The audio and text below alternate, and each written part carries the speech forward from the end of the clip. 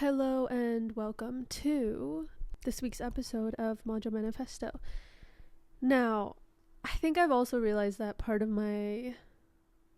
this series I wanted to start talking about not just my songs, but me right now. So, little update. Currently working on my next project. Damn, this shit is scary. It is scary to love something so much and want to see it succeed so much.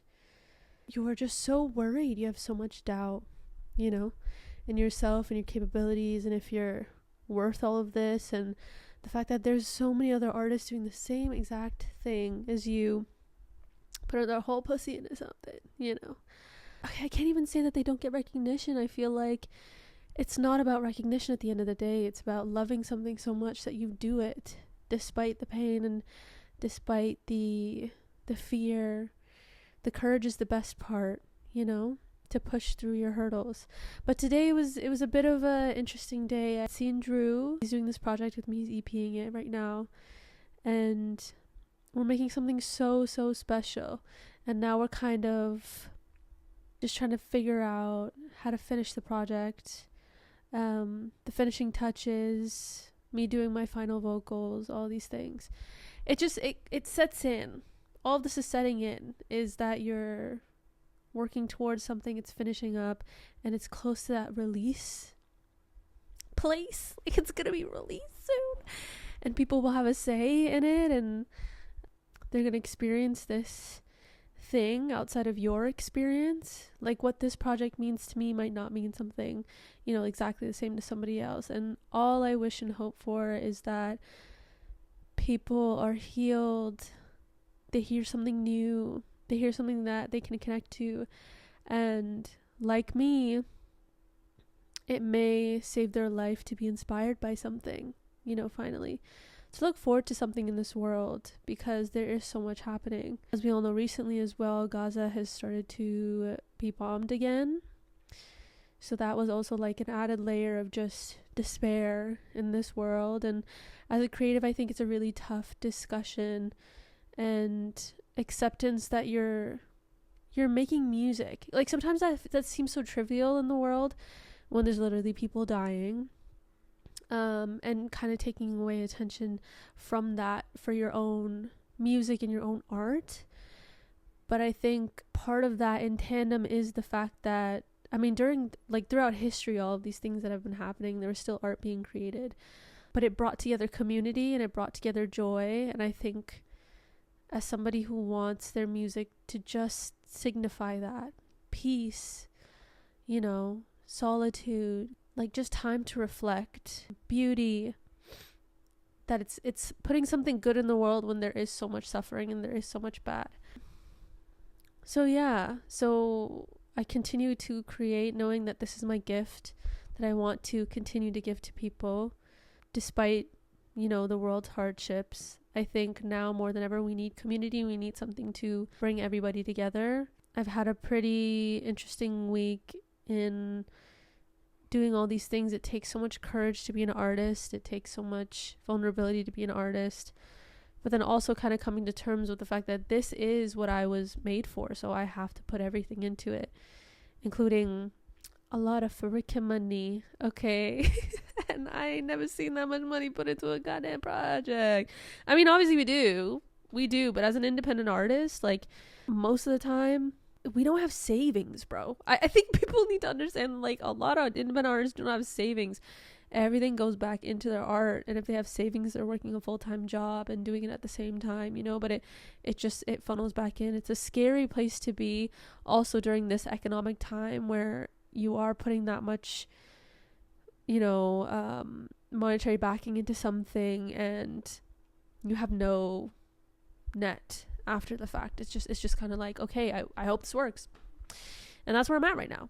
So yeah, I love you guys, and this has been a really tough creative process. I haven't worked so hard on something in a long time. I feel like a lot of my career has been pretty relaxed. I've worked on music slowly. I've put it out, and I just haven't felt like I can tell people, like, that's me, this is me. My acoustic project was me at my very rawest, and I think me and Chris made something really special.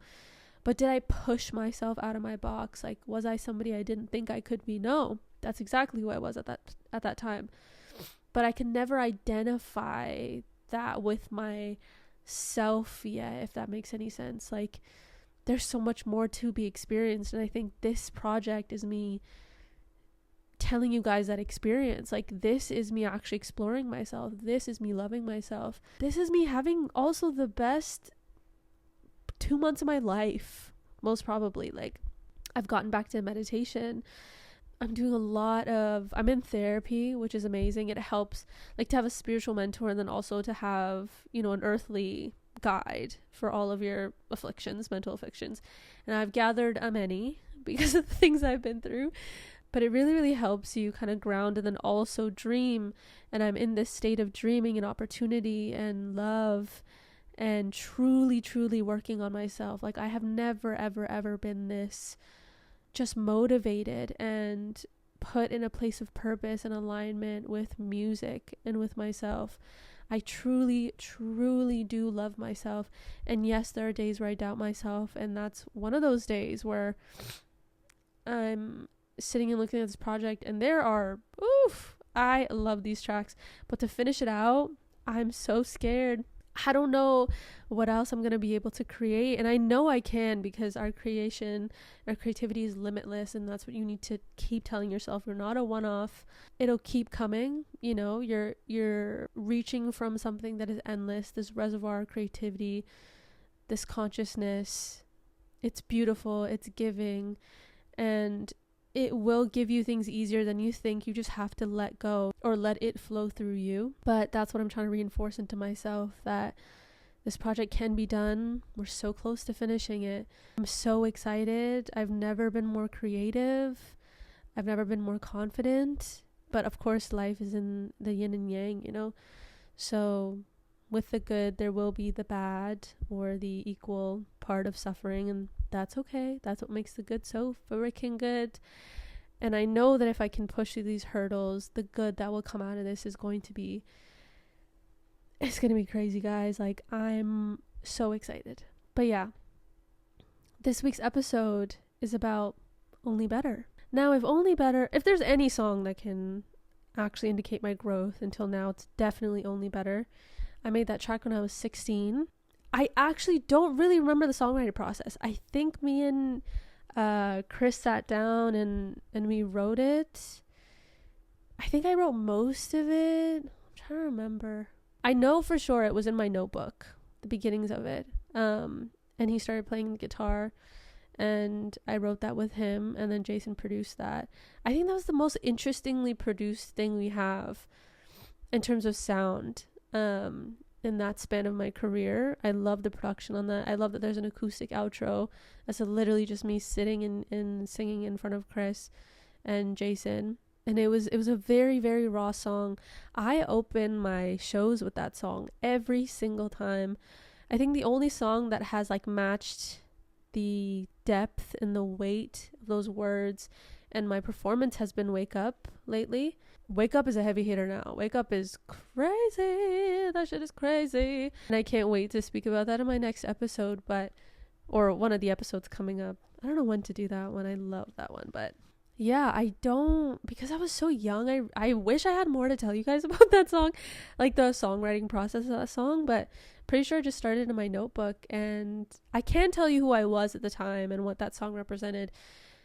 And that song was I think just now I've started to kind of X out that self-fulfilling prophecy, and you know what, let's see after this next dude if that has truly been broken. And I think from the time that I've started to date, which was like 19 to about 2 years ago was the last relationship that I've had, but I've seen people in between, can't really call that, sure, we can call it like dating around, but yeah, that self-fulfilling prophecy that I would always get into, which was all of these men are so broken, and I come along and I have all this wisdom and stability and knowing of myself and confidence, whatever, and I just end up babying them, and a lot of it is that feeling of like there was no permanence in anything. Absolutely none. Everything was temporary. I always knew that I was going to be this intense tornado, and this is how I always describe myself. I describe myself as a hurricane. I'm literally a hurricane into a man's life, which is them being like, oh my god, like a woman like this exists, and I'm so like mind blown, and I love this so much. But then all of their shit comes out, and it's all of their trauma and whatever the fuck, and I have to hold them through it instead of actually sharing mine, because you can't hold it. You know what I mean? Like, they're going through too much, I end up holding it, and then we end up deciding that you're not ready for a relationship or ready for somebody like me or something as serious as me, you know? Well, I guess we wouldn't say that they decided that. I think I would decide that, because they'd be really upset that I'd be leaving. But I would just I would understand these things very early on, where I'd be like, okay, here's where you're lacking this, and this. This is how we're not going to work out in the long term. And like, that's it. Like, if you don't want to be a different person, and you shouldn't be, to be more compatible to me, I think, like with your core values, then we just kind of move on. And I always knew in my heart that I was a temporary fix for somebody. That's why in the beginning you hear I could be a bit distant. Think of me as a visit on the way. It's hard enough to say I'm on half these minds. I'll play the game, but I don't wanna win. Broke. That's the thing that got me every time.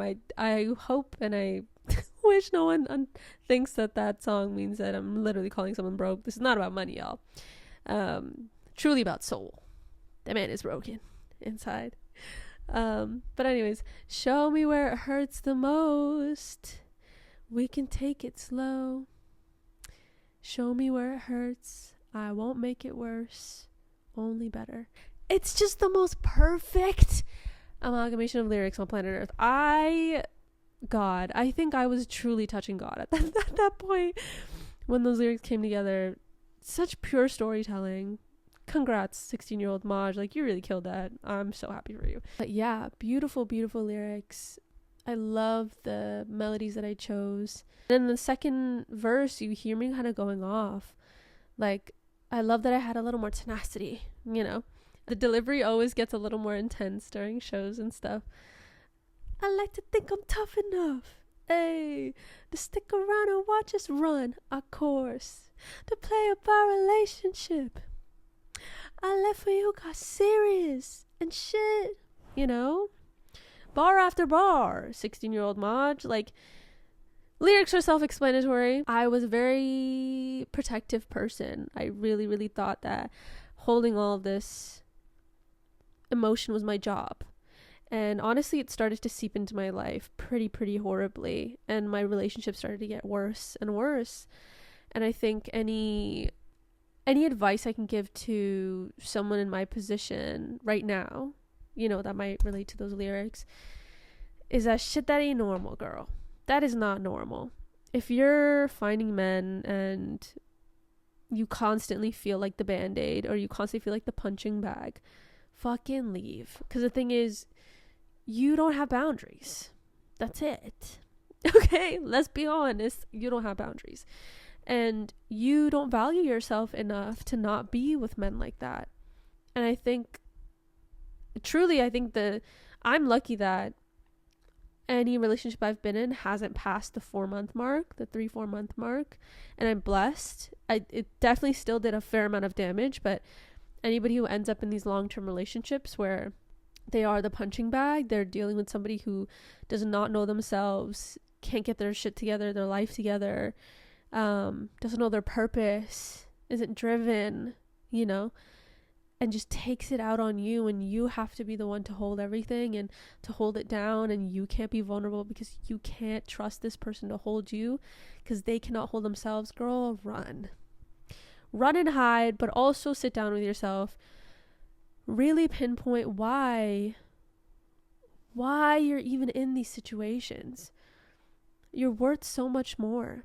You know what I mean? You're worth a deserving love. And I think a lot of people also, they get their compromising things wrong. Like, it's like they want to compromise everything when it comes to a relationship, like your time, your energy, your money, everything, in the name of love. And I think you can have love for somebody, but to be in love with someone, I think takes the ability to look at somebody without them providing anything for you, or the potential of them doing something, or whatever the fuck.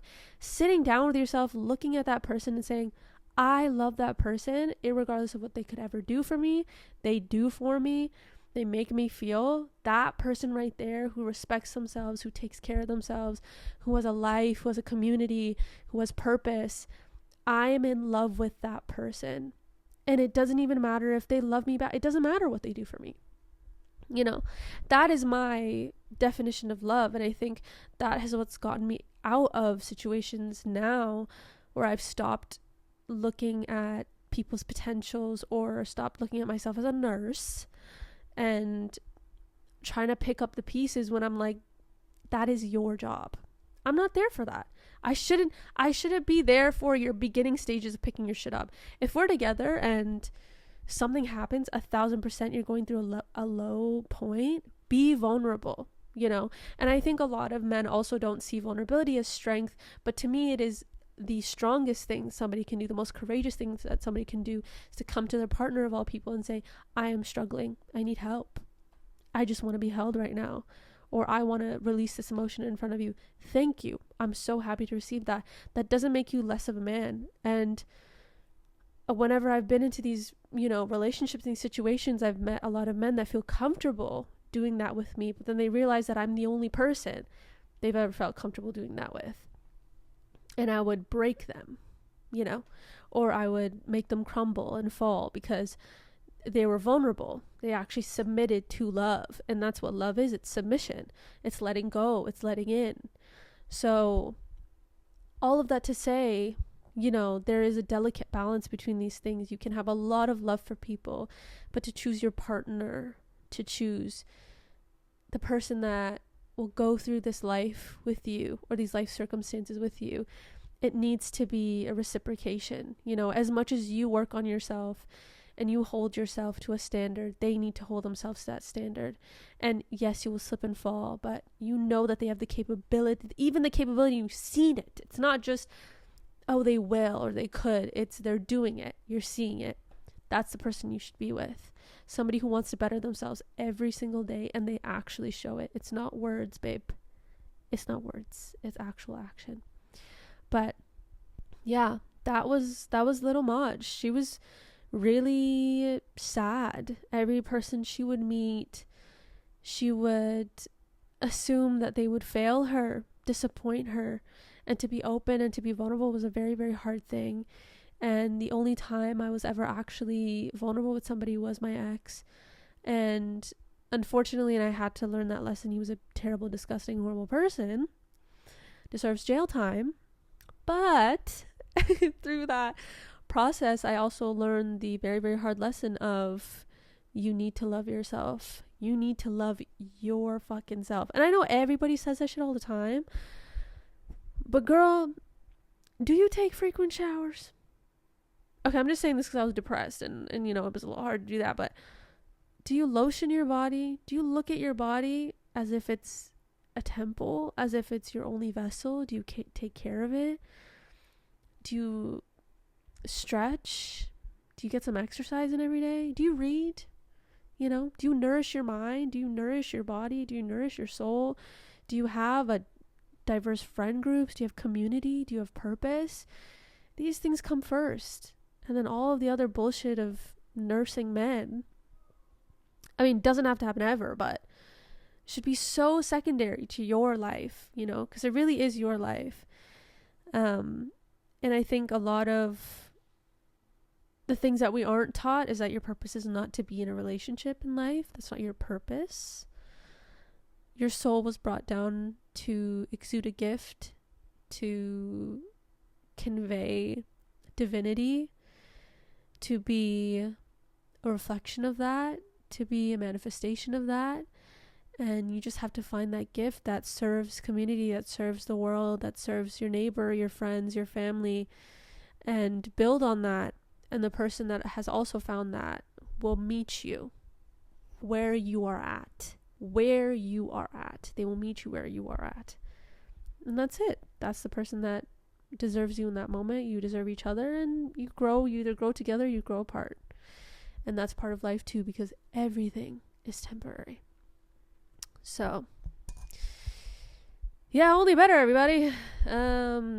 This is a long ass one because I'm just feeling my feels this week. I'm feeling in my feels, and I really didn't want to do this. I actually got up and I did it anyways because I also feel like me pretending that everything is fine, that I'm not fucking anxiety ridden because this project is taking over my life in the best way, and I'm very grateful for it. I think just as a me, I'm gonna come on here with no makeup, with no prep. I had no script this week. I literally was just like, let me just talk some shit and get off. But I just wanted to be myself. You guys deserve to see me at my worst and my best because both things exist. I'm a real person. But I hope you also felt love from me. I feel like this is a very like episode. No, I am still love. I'm still peace. I can be anything. Okay? Let us believe in duality and versatility. I am anything and everything. But I am also those things. Anyways, that's just me being defensive because I feel like I've been mean today. But anyways, here's some questions from my story from last week. So our first question, what do you think / visualize when you perform this live? Does it change each time? Only better. What do I visualize? I visualize the opening. Well, I perform it first every time. So I just visualize the opening of a show. This like moment of connection, of deep connection. You're seeing me at a very vulnerable point of my life. And I was young. You're seeing 16-year-old Majo, you know? And she was in so much pain and so much suffering and insecurity and doubt. And this song portrays both the vulnerability and the strength, you know. In the opening lines, you're like, okay, she wants to stay away from people. It's a very sensitive track. She's very aware of what's happening. And then the second verse is her coming back around and being like, yeah, but like, I'll deal with it. That's fine. So it's vulnerability and strength. I love opening a show with this song. I feel like it gets people every time. The melodies, you know, the way that we arrange it and perform it, I can't wait to just keep building on it. But yeah, I just visualize the most vulnerable parts of me. And I think musical theater taught me this too, but I feel my damn lyrics when I perform, y'all. I feel everything. I relive those moments. I relive those emotions because they're all in me. You know, baby me is still here. She's still here, healing and feeling, and she has space and she has a moment to live in this moment in time with so much love. And I also think it heals her every time I perform because she's there to witness it. She's there to connect with you guys and see her emotions and empathize with her and love her in that moment. So yeah, it's beautiful. That's what I visualize and feel. Does it change each time? Not the feelings per se. Arrangement, yes, but the feelings never. It's always I've always felt a very similar feeling of just depth and vulnerability and love. Do you have a specific writing process or does it look different every time? My writing process is me and God, everybody. Most, if not all of my songs are written by me. Chris has been the only person that's had a hand in something, or Jason, here and there in my first project. And then Chris, because he's my engineer, but also we just wrote everything together. But the lyrics are mostly probably like 95% me. And Chris is the only other person that's touched my lyrics. But yeah, the writing process doesn't really change. It's just me. In the most recent years, I started to write to beats. Usually it was just from scratch. I would only like instrumentalists. Now I'm co-producing. So I'm producing beats with somebody. And while the beat is going on, I just kind of silently sing to myself. I write things. Like today we had this beautiful beat and I wrote 3 pages of things, but I couldn't sing anything. Sometimes it does that. You feel the flow of creativity. I feel this, you know, breath come through me, and I write, but the melodies just don't really fit. I still feel like a creator in that moment, but I just don't think I'm right for the song, or maybe the key's not the right thing or whatever. But yeah, just it depends. It varies. It still comes from me. Sometimes I go home after a session and I write something myself. Now I'm learning to just go back. I hate going back. I hate it. Usually I write my songs in the first 20 to 30 minutes and it's done and she's gone. I don't want to think about it. I don't like thinking about it. I hate revisions. Now I'm learning to revise and get better and just keep working on it. You know, that first flow doesn't mean everything. You can get into a flow again. I'm hoping I can achieve that. Let's see. I have before. I've come home and been like, okay, I've thought of a melody, put it in the song. But even that we're trying to change right now. So like that song. So I don't know. Right now, it truly is within the first 20 to 30 minutes, song is written. Main melody's everything. Usually most of the lyrics, and I just fill in the lyrics. Sometimes the lyrics take longer, but I really, really hate revising after they're just written. Like that first pass is written. I'm trying to work on that. But yeah, I won't answer anymore just because the episode is long as freak already. But I just wanted to say thank you to everybody watching. And bro, I got so many beautiful messages from so many people telling me how inspired they were that I was just putting this shit out there. And thank you so much for giving me encouragement and allowing me to be vulnerable and celebrating me for that. That's literally all you can hope for as a creator, is that people see you. And I feel very, very seen and I feel very loved.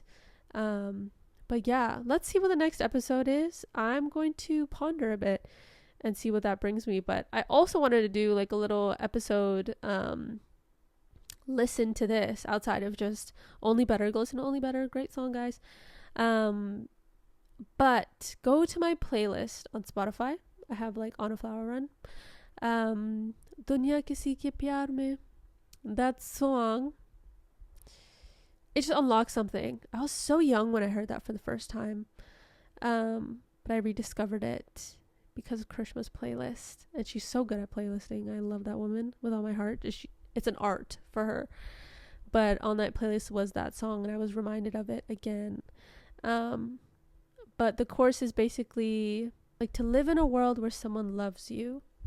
That world is no less than heaven. Beautiful. Beautiful song. I would highly recommend looking up the lyrics of all these songs. Urdu poetry is one of the most beautiful poetry on planet Earth. Every day I feel so blessed that I am able to understand these words, and it's not just a English translation that's very surface level sometimes. I feel them. I feel the weight of them, the context of them. But I would implore y'all to go listen to that song. And yeah, I'll see you guys next week. I'm gonna see what I feel like putting out in terms of song choice, but I will be here next week. Hell or high fucking water, y'all. I will be here with makeup, without makeup, sad, happy. I will be here to show up for myself and for you all. But yes, love you, and I'll see you next week.